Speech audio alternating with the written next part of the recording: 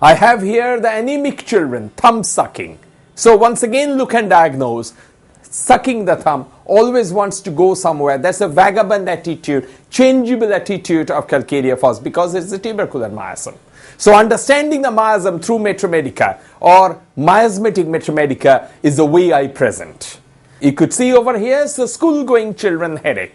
And that's one of the very interesting area. Obviously in the background the totality have to be there.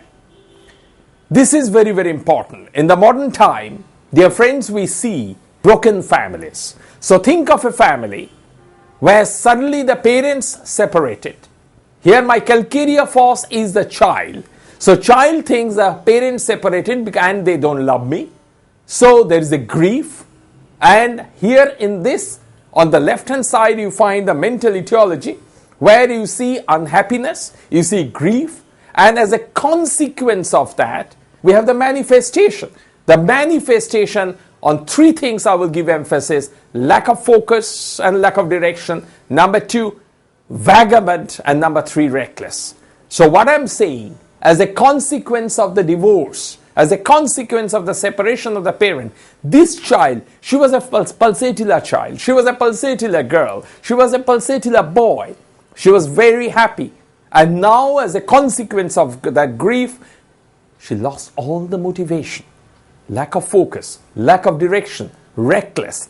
She leaves home, doesn't come back till 10, 11 at night.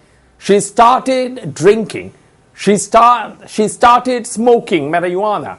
And they are better by stimulation, which is a Calcaria phos symptom. So on the one hand, grief, and the manifestation on the other hand is manifested as lack of focus, lack of direction, recklessness, changeability, vagabond, and that's very, very interesting, discontentment and bored, which I will take you through pictures.